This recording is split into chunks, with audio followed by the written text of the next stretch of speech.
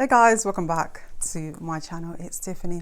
Now today's topic is your obsession with learning might be holding you back. Now we live in an age where we have unprecedented access to information, to knowledge, to master classes, to courses, to seminars, and just about even access to the world's best in any field of expertise.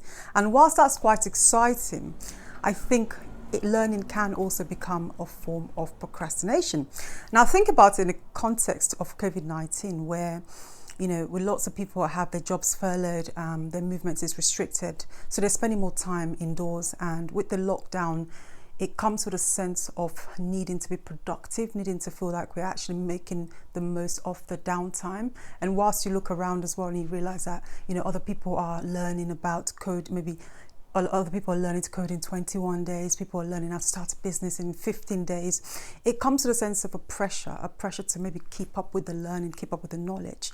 But at what stage does that knowledge become a form of procrastination? I think that really ties in with the idea that knowledge is power, that myth we have. But in reality, knowledge is only potential power. And how I sort of see it is in terms of, imagine a lion, for example. An average lion has an average body mass of 187.5 kilograms. Now, imagine what damage that lion could do to a prey in the wild if it really does charge, as it potentially could charge. But imagine that same lion decides not to charge and actually settles for a life of just pacing up and down in the wild. That's how I see knowledge, is that the knowledge we have could change our life, it could change our reality, but only if we put it into practice, only if we apply it. Hence why I always think action is power. Action is a supreme expression of our power.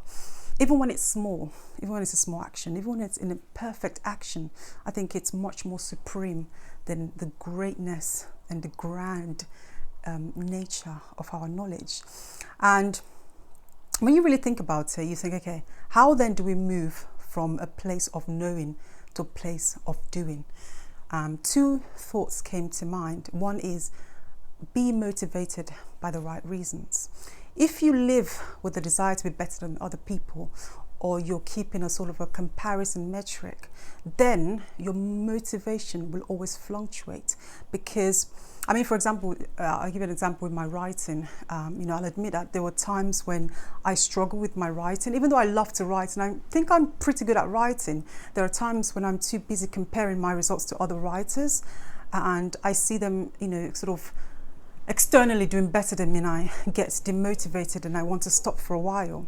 But once I begin to appreciate that writing is an internal process in itself, it's about finding my own voice, it's about validating my own voice, and then allowing myself to simply enjoy the process of writing, enjoying the craft of writing.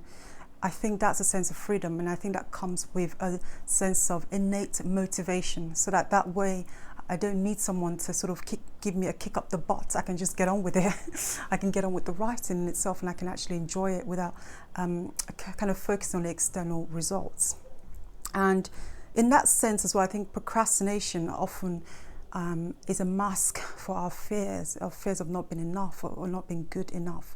Now, the second idea that links to how we can move from a place of knowing to a place of doing is to practice experiential learning. Learning through sort of your experiences, through your reflection on things. I think our greatest obstacle in life is not actually our lack of, our inability to be prepared. I think it's more our inability to want to start, or our fear of actually starting something. So I think once you actually commit to simply starting things, prepare, start, but when you commit to actually learning as you go, growing as you go, learning and growing in motion, I think that's actually a much more powerful way of becoming. That's a much more powerful way of living your life, because then you're not waiting to start you're actually learning as you're going. And I think that's such a powerful thing to do, because there's so much you can learn in the process. It's so easy to say, to know what to do about starting a business or running a business, but it's different when you're in the thick of actually running a business and doing that. You know, you learn so much more, and it's much more sort of learning that sticks with you. It's much more indelible. And that's, I think, where you really get the difference between knowing and doing. A final thought is, knowing is not enough, we must apply.